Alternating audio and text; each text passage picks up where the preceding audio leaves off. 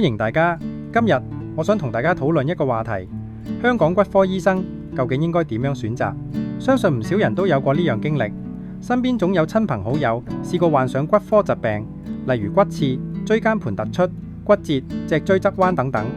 面對呢啲問題，我哋除咗關心佢哋嘅病情，仲經常會問：你睇緊邊位醫生？醫生點講？可見選啱醫生係幾咁重要。講到骨科，我哋先了解一下常見嘅病徵。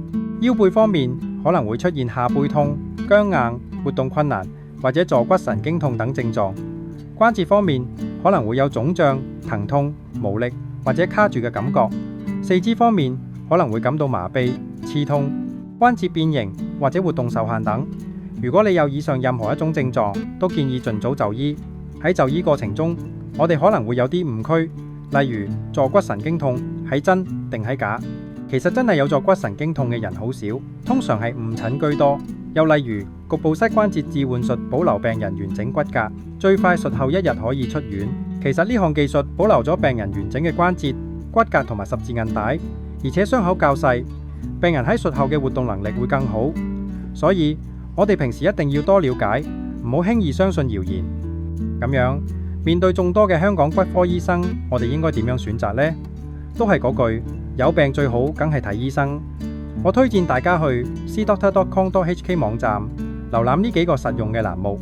尋醫報告喺呢度，你可以睇到其他患者對醫生嘅評價同就診經歷，了解醫生嘅專業水平同服務態度。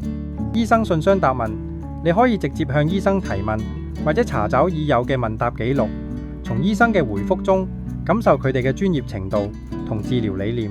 醫生文章與視頻呢個欄目匯集咗好多醫生原創嘅健康科普文章同視頻，你可以從多個角度去了解醫生嘅學術背景、臨床經驗同個人風格，揾到最適合自己嘅醫生。